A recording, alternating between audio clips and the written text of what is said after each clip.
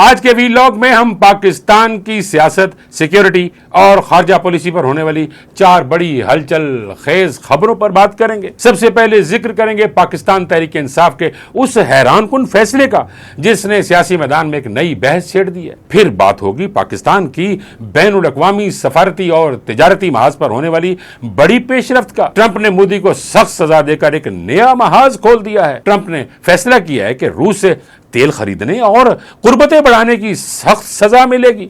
کیا بھارت اس سزا کا متحمل ہو سکتا ہے؟ کیا امریکی ناراضگی بھارت کو روس اور چین کی گود میں دھکیل دے رہی ہے؟ اس پر بات کریں گے۔ اس کے ساتھ وزیر اعظم شہباز شریف کے دورہ چین کا ایجنڈا بھی بتائیں گے اور فیلڈ مارشل عاصم منیر کا 2 ماہ میں امریکہ کا دوسرا دورہ ہونے جا رہا ہے۔ اس دورے کے مقاصد کیا ہیں اور امریکہ پاکستان پر کیوں اتنا مہربان ہو رہا ہے، اس پر بھی بات کریں گے۔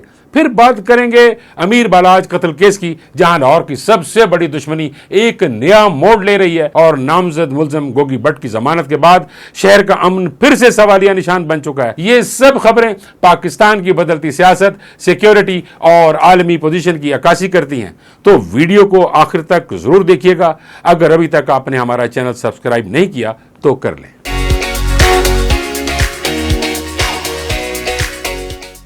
السلام علیکم، میں ہوں نعیم خان اور آپ دیکھ رہے ہیں میرا ڈیجیٹل چینل۔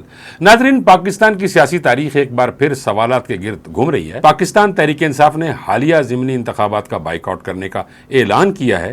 یہ فیصلہ ایسے وقت پر آیا ہے جب پی ٹی آئی مسلسل ریاستی دباؤ، مقدمات، گرفتاریوں اور پابندیوں کا سامنا کر رہی ہے۔ سوال یہ ہے کہ کیا یہ بائیکاٹ سیاسی چال ہے یا نظام پر عدم اعتماد یا پھر ایک مجبوری؟ تحریک انصاف کا یہ بائیکاٹ دراصل 9 مئی کے واقعات میں ملوث رہنماؤں کو ہونے والی سزاؤں کے بعد کیا گیا ہے۔ ذرائع کے مطابق پی ٹی آئی نے اپنی قیادت کو تمام ضمنی انتخابات سے دستبرداری کی ہدایات جاری کر دی ہیں، لیکن ایک استثناء یہاں ضرور موجود ہے۔ NA 129 لاہور، یہ نشست میاں اظہر کی وفات کے بعد خالی ہوئی اور یہاں پی ٹی آئی کا امیدوار حماد اظہر میدان میں ہے۔ PP 87 اور NA 66 ان حلقوں سے بھی پی ٹی آئی رہنما کاغذات نامزدگی جمع کرا چکے تھے، لیکن اب امکان یہی ہے کہ یہ کاغذات واپس لیے جائیں گے۔ الیکشن کمیشن نے NA 129 کے لیے عبوری فہرست جاری کر دی ہے، جس میں حماد اظہر، میاں جمیل پی ٹی آئی، رانا مشہود، حافظ میاں نعمان نون لیگ، طاہرہ جالب پیپلز پارٹی سمیت کل 27 امیدوار شامل ہیں۔ ریٹرننگ آفیسر کے مطابق 8 اگست سے اسکروٹنی کا عمل شروع ہوگا، جبکہ ضمنی الیکشن 18 ستمبر کو ہوگا۔ بائیکاٹ کے پیچھے اصل حکمت عملی کیا ہے؟ بیرسٹر گوہر نے واضح الفاظ میں کہا ہے کہ کمپرومائز کا لفظ ہماری ڈکشنری میں نہیں۔ ارکان نے کروڑوں کی پیشکش ٹھکرا دی۔ یہ بیان اپنی جگہ بہت وزنی ہے۔ گوہر علی خان نے اندیا دیا ہے کہ پارٹی ارکان کو وزارتوں، کمیٹیوں کی چیئرمین شپ اور کیسز ختم کروانے کی پیشکش کی گئی، لیکن پی ٹی آئی ان پیشکشوں کو رد کر کے سیاسی اصولوں پر قائم ہے۔ گوہر صاحب نے یہ بھی کہا کہ ہمارے کارکن کرائے کے گھروں میں رہ رہے ہیں، لیکن بانی پی ٹی آئی کے ساتھ کھڑے ہیں۔ یہ بائیکاٹ اس بات کا اظہار بھی ہو سکتا ہے کہ پارٹی موجودہ انتخابی نظام کو شفاف اور آزاد نہیں سمجھتی۔ گوہر علی خان نے کہا ہے کہ ہم اس پارلیمنٹ کا حصہ رہیں گے۔ یہاں ایک تضاد نظر آتا ہے، ایک طرف بائیکاٹ، دوسری طرف پارلیمنٹ میں موجودگی۔ تو کیا یہ مشترکہ حکمت عملی ہے کہ جہاں موقع ملے وہاں سیاست جاری رکھی جائے اور جہاں دباؤ ہو وہاں سے دستبرداری؟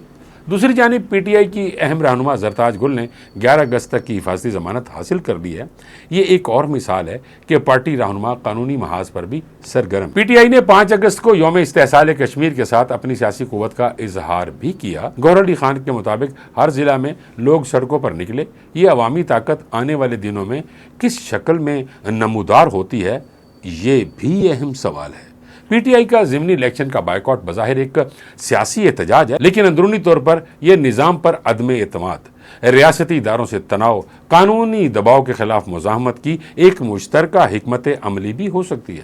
یہ بھی ممکن ہے کہ اگر آئندہ چند ہفتوں میں سیاسی فضا بدلے تو پی ٹی آئی اپنی حکمت عملی میں لچک دکھائے، لیکن اس وقت تک یہ واضح ہے کہ پی ٹی آئی ایک ٹکراؤ کے موڈ میں ہے اور آسان راستہ اختیار کرنے کے لیے تیار نہیں۔ کیا آپ کو لگتا ہے کہ پی ٹی آئی کا بائیکاٹ درست فیصلہ ہے؟ کیا یہ ایک اصولی موقف ہے یا سیاسی چال؟ اپنی رائے نیچے کمنٹ میں ضرور لکھیں۔ ناظرین اب بات کرتے ہیں خطے کے بدلتے ہوئے انٹرنیشنل تعلقات کی، جہاں ایک جانب پاک بھارت کشیدگی اور ایران اسرائیل تناؤ نے حالات کو نازک بنا رکھا ہے، وہیں دوسری طرف پاکستان کے فیلڈ مارشل کے دورہ امریکہ کے بعد خطے میں ایک نئی صف بندی دیکھنے کو مل رہی ہے۔ اور پھر ٹرمپ کا دھماکہ خیز فیصلہ، جس نے بھارت پر مزید 25% ٹیرف لگا کر نہ صرف مجموعی کسٹمز ڈیوٹی کو 50% کر دیا بلکہ نئی سفارتی جنگ کا آغاز بھی کر دیا۔ ٹرمپ کا کہنا ہے کہ بھارت کو روسی تیل خریدنے کی قیمت چکانا ہوگی اور اس کی قربت کا خمیازہ بھی بھگتنا پڑے گا۔ یہی نہیں، امریکہ نے بھارت پر نئی تجارتی پابندیاں بھی لگائی ہیں، جبکہ روسی خام تیل اور پیٹرولیم مصنوعات پر امریکی درآمدی پابندی پہلے سے ہی برقرار ہے۔ سابق برطانوی وزیر اعظم بورس جانسن نے بھی اس پر تبصرہ کرتے ہوئے کہا کہ ٹرمپ نے بہادرانہ اور منطقی قدم اٹھایا ہے اور ان ممالک کو سزا دی ہے جو پیوٹن کی شیطانی جنگی مشین کو ایندھن فراہم کر رہے ہیں، جس سے یہ تاثر پیدا ہو رہا ہے کہ برطانیہ بھی مودی اور بھارت سے خوش نہیں ہے۔ ٹرمپ کے اس فیصلے کے بعد بھارت کا جھکاؤ اب واضح طور پر چین اور روس کی طرف بڑھتا دکھائی دے رہا ہے۔ ایک طرف بھارت کے مشیر قومی سلامتی اجیت دوول کا ماسکو میں روسی قیادت سے اہم ملاقاتیں کر رہے ہیں، تو دوسری طرف مودی 31 اگست کو چین کے شہر تیانجن میں شنگھائی تعاون تنظیم کے اجلاس میں شرکت کے لیے جا رہے ہیں۔ یہ مودی کا 7 سال بعد پہلا چین کا دورہ ہوگا اور ایسے وقت میں ہو رہا ہے جب دہلی اور واشنگٹن کے تعلقات شدید تناؤ کا شکار ہیں۔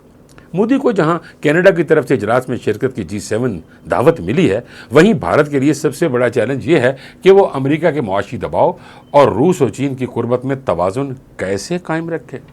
یاد رہے کہ 2 سال قبل یہی مودی تھے جن کا وائٹ ہاؤس میں شاندار استقبال ہوا، امریکی پارلیمنٹ میں زوردار تالیاں بجیں اور بھارت کو ایک قابل اعتماد اتحادی قرار دیا گیا۔ بائیڈن انتظامیہ نے مودی کے ساتھ تعلقات کو یوکرین میں روسی جارحیت کے خلاف اور چین کے خلاف اتحاد کے لیے کلیدی حیثیت دی تھی، مگر اب ٹرمپ کا دوسرا دور مختلف خارجہ پالیسی کے ساتھ سامنے آ رہا ہے، جہاں معاشی مفادات اور تجارتی دباؤ سفارتکاری کا نیا ہتھیار بن چکا ہے۔ اب سوال یہ ہے کہ کیا ٹرمپ کی جارحانہ پالیسی مودی کو چین اور روس کی گود میں دھکیل دے گی؟ کیا امریکہ بھارت کو کھو رہا ہے؟ اور خطے کی نئی سفارتی شطرنج میں پاکستان کہاں کھڑا ہوگا؟ ان سب سوالوں کے جوابات آنے والے دنوں میں ہمیں دیکھنے کو ملیں گے۔ ناظرین اب رخ کرتے ہیں پاکستان کی بین الاقوامی سطح پر بڑھتی ہوئی اہمیت اور عزت افزائی کی طرف، جہاں ایک جانب وزیر اعظم شہباز شریف اور فیلڈ مارشل عاصم منیر پاکستان کا نیا سفارتی چہرہ بن کر ابھر رہے ہیں۔ وزیر اعظم 31 اگست کو چین روانہ ہوں گے تاکہ شنگھائی تعاون تنظیم کی کانفرنس میں شرکت کر سکیں، اور اسی دورے کے دوران 4 ستمبر کو بیجنگ میں پاکستان کی سرمایہ کاری B2B پہلی کانفرنس منعقد کی جائے گی، جس کی میزبانی پاکستانی سفارتخانہ اور اسپیشل انویسٹمنٹ فیسیلیٹیشن کونسل کریں گے۔ یہ کانفرنس پاکستان اور چین کے تجارتی تعلقات کے لیے ایک نیا باب ثابت ہو سکتی ہے، کیونکہ اس میں پاکستان کی 8 بڑی صنعتوں کو سرمایہ کاری کے لیے پیش کیا جائے گا، جن میں ٹیکسٹائل، زراعت، information technology, pharmaceutical, steel, chemicals اور پاور سٹوریج جیسے اہم شعبے شامل ہیں۔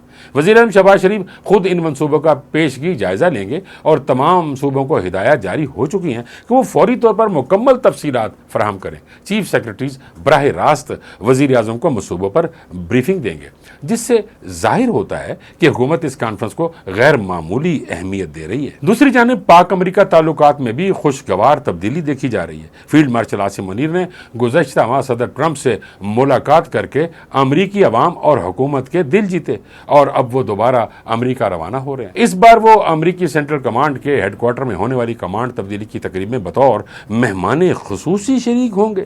جنرل کیرولا کی ریٹائرمنٹ کے بعد نئے امریکی کمانڈ کی تعینات ہو رہی ہے، اور اس موقع پر فیلڈ مارشل کی شرکت پاکستان کے لیے سفارتی اور عسکری سطح پر بڑی کامیابی سمجھی جا رہی ہے۔ یاد رہے یہ 2 ماہ میں ان کا دوسرا دورہ امریکہ ہے، جس دوران ان کی امریکی اعلیٰ عسکری حکام سے اہم ملاقاتیں بھی متوقع ہیں۔ اسی تسلسل میں چند ہفتے قبل ایرانی صدر کا تاریخی دورہ پاکستان بھی ہو چکا ہے، جس سے پاکستان، ایران، چین اور امریکہ کے ساتھ تعلقات کی جہت یکسر تبدیل ہو رہی ہے۔ ایک جانب دشمن ممالک کے خلاف صف بندی ہو رہی ہے، تو دوسری طرف پاکستان دوست ممالک کے ساتھ ایک بار پھر عالمی سطح پر متحرک کردار ادا کرتا دکھائی دے رہا ہے۔ یہ سب کچھ ایک نئے پاکستان کی طرف اشارہ کر رہا ہے، جو علاقائی طاقتوں کے ساتھ مل کر عالمی سطح پر اپنی پوزیشن مضبوط کر رہا ہے۔ ناظرین اب کچھ ذکر ایسی کہانی کا جسے صرف ایک قتل کا مقدمہ کہنا کافی نہیں ہوگا۔ یہ دراصل لاہور کی سب سے خطرناک اور دیرینہ دشمنی کا ایسا باب ہے جو ایک بار پھر شہر کی فضا کو دہلا رہا ہے۔ ٹیپو टीपू ट्रकावाला और उसके बेटे अमीर बालाज की कहानी बरसों पर मुहित एक गैंग वॉर, सियासी पुष्पनाही, ताकत के तवाजुन और जुर्म सजा के उलझे हुए ताने बाने पर मुश्तमिल है।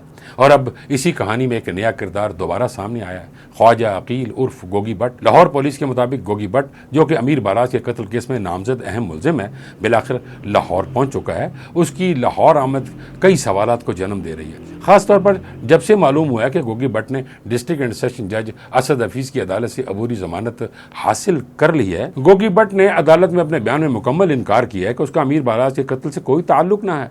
उसने कहा कि वह पुलिस की हर सतह पर तफ्तीश में मुकम्मल ताउन के लिए तैयार है। बज़ाहिर ये कानूनी दिफाई चाल है, क्योंकि गोगी भट्ट के खिलाफ माजी में भी मुतअद्दिद मुकदमात ज़ेर तफ्तीश रहे हैं, लेकिन अदालतों से अक्सर और बेशतर अबूरी या मुस्तकिल जमानत हासिल करता रहा है। नाज़रीन, अमीर बालाज, जो लाहौर के बदनाम गैंगस्टर और असर रसूल रखने वाले टीपू ट्रकावाला का बेटा था, हालिया दिनों में इंतहाई पुरस्कार हालात में कत्ल कर दिया गया। इब्तदाई तहकीकात के मुताबिक ये कत्ल एक सोची समझी दुश्मनी और रंजिश का नतीजा था, जो बरसों पुरानी है। पुलिस को शुबह है कि इस कत्ल में गैंगवार अनासिर, जाती दुश्मनी और सियासी मुफादात सभी शामिल हो सकते हैं। डीआईजी इन्वेस्टिगेशन ज़ीशान हैदर के मुताबिक तफ्तीश मुकम्मल मेरिट पर की जाएगी और कोई दबाव या मुदाखलत बर्दाश्त नहीं की जाएगी। सीसीडी पहले ही मुतहर्रिक है और इस केस की निगरानी आला सतह पर की जा रही है। अब सवाल यह है कि इंसाफ होगा या सियासत जीतेगी। ये केस सिर्फ एक कत्ल की तफ्तीश नहीं, बल्कि लाहौर के क्राइम नेटवर्क, सियासी सरपरस्ती और अदालती निज़ाम के बाहमी टकराव की अक्कासी भी करता है। मरियम नवाज शरीफ, जो हालिया दिनों में बतौर चीफ मिनिस्टर पंजाब खासी सरगर्म है, दावा कर चुकी हैं कि वो पंजाब को जराइम से पाक करेंगी। अब देखना यह है कि क्या वो लाहौर की इस खूनी दुश्मनी का दायरा तोड़ने में कामयाब हो सकती हैं या नहीं। गोगी भट्ट की अबूरी जमानत, उसकी अदालत में दिए गए बयानात और पुलिस की मेरिट पर तफ्तीश की यकीन दहानियां, ये सब कुछ एक पेचीदा खेल का हिस्सा लगता है। अगर वाकई गोगी भट्ट बेकसूर है तो वो खुद को बेगुनाह साबित करेगा, लेकिन अगर उसके माजी को देखकर अंदाज़ा लगाया जाए तो ये कहना कबल अज़ वक्त होगा कि ये सब कुछ महज इत्तेफाक है। सवाल ये है कि क्या ये महज एक कानूनी कार्रवाई है या पसे पर्दा एक नई सफबंदी, सियासी जोड़ तोड़ और ताकत की बाजियाफ्त हो रही है। नाज़रीन, ये केस सिर्फ एक फ़र्द के कत्ल का नहीं, बल्कि ये लाहौर के अंदरूनी जराइम, सियासी असर रसूख और इंसाफ के निज़ाम का एक मुकम्मल अक्कास है। आने वाले दिनों में ये देखना दिलचस्प होगा कि गोगी भट्ट के खिलाफ सबूत सामने आए हैं या नहीं, और पुलिस वाकई मेरिट पर तफ्तीश करती है या रिवायत बरकरार रखती है। नाज़रीन, अब तक के लिए इतना ही। फिर हाजिर होंगे एक नए व्लॉग के साथ। तब तक के लिए इजाज़त दीजिए। अल्लाह निगहबान।